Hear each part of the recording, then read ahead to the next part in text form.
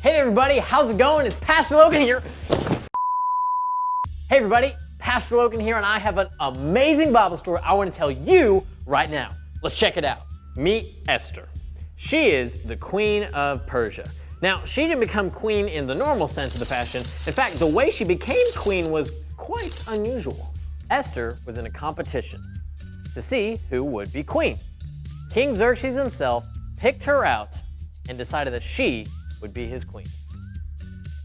Once Esther became queen, things all of a sudden took a turn for the worst. All that was thanks to a man named Haman. Haman, who was the king's right-hand man, was trying to get a law passed that meant that all the Jews were to be killed.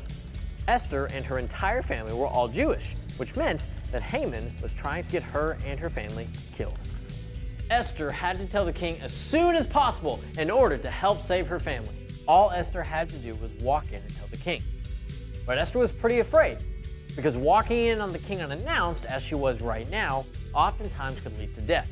Because you see, the king didn't really like interruptions. But Esther knew that God had a plan for her life, and knew that she needed to be brave, and that she needed to save her family. Thankfully, when Esther walked in, the king decided not to have her killed, but instead to listen to her.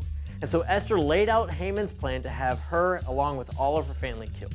When the king heard this, he became furious. And instead of having the Jews killed, he removed that law and decided instead to kill Haman. What a story, am I right? But what's so cool is that in the life of Esther, God very clearly had an amazing plan for her. But what's crazy is that Esther didn't even really know at the start of things just how amazing that plan was. And that's how God works. God has amazing plans, not just for Esther, but for you and for me. Look at his son, Jesus. He had an amazing plan for Jesus. He sent Jesus down from heaven onto earth to die for us and our sins. God always has a plan.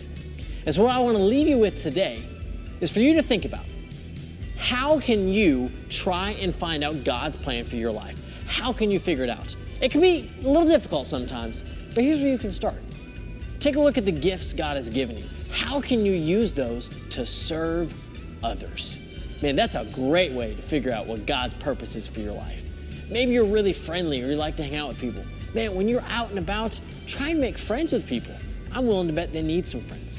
If you're really good at math or English, maybe help some people out with their homework and help them do better.